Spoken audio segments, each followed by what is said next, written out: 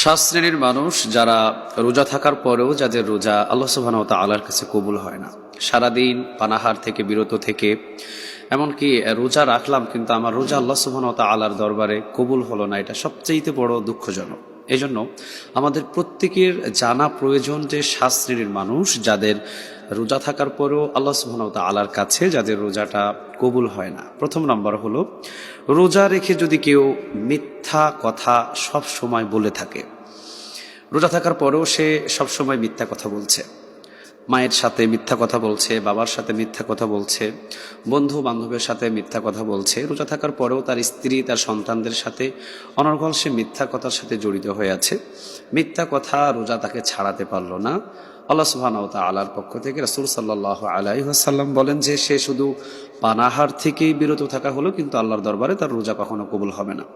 দ্বিতীয় নম্বর, সেই ব্যক্তি রোজা রেখে যদি কেউ জবানের হেফাজত না করে। রোজা থাকার পরেও দেখা যায় যে জবান দিয়ে অনেক সময় ফাহেসা কথাবার্তা বলে, জবানের হেফাজত করে না, জবান দিয়ে যা আসে তাই শুধু কথাবার্তা বলে যায়। রোজা থাকার পরেও তার জবানটাকে সে হেফাজত করতে পারলো না। রাসূল সাল্লাল্লাহু আলাইহি ওয়াসাল্লাম বলেন শুধু সে পানাহার থেকে বিরত থাকা হলো, কিন্তু আল্লাহ সুবহানাহু ওয়া তাআলার দরবারে তার রোজা কখনো কবুল হবে না। তৃতীয় নম্বর ব্যক্তিটা হলো, সে রোজা রেখেও যদি সে নিজের চোখটাকে হেফাজত না করে।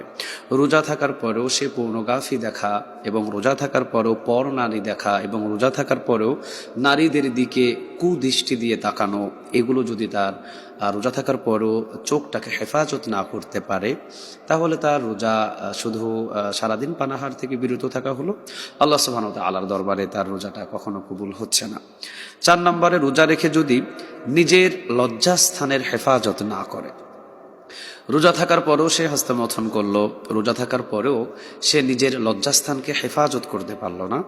রোজা থাকার পরেও সে যেখানে সেখানে তার লজ্জাস্থানটাকে ওপেন করে দিল, অর্থাৎ যে কোনো নারীর সাথে মিলামেশা করে ফেললো, অথবা নিজের লজ্জাস্থানের হেফাজতটা সে কখনোই করতে পারছে না, তাহলে আল্লাহ সুবহানাহু ওয়া তাআলার দরবারে তার কখনো রোজা বা সিয়াম কবুল হবে না।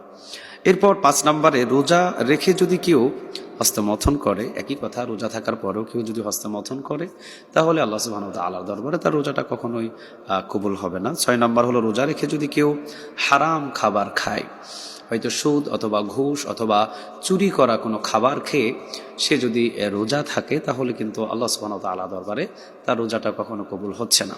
এই জন্য রোজা থাকার সময় চিন্তা করতে হবে যে আমাকে হালাল রিজিক উপার্জন এবং হালাল খাবারগুলো খেয়েই রোজা থাকতে হবে। কেউ যদি মদ পান করে বলে যে আমি সেহরি খেয়েছি, আমি মদ পান করে রোজা থাকবো, এটা একজন বোঝা যায় যে হারাম, অর্থাৎ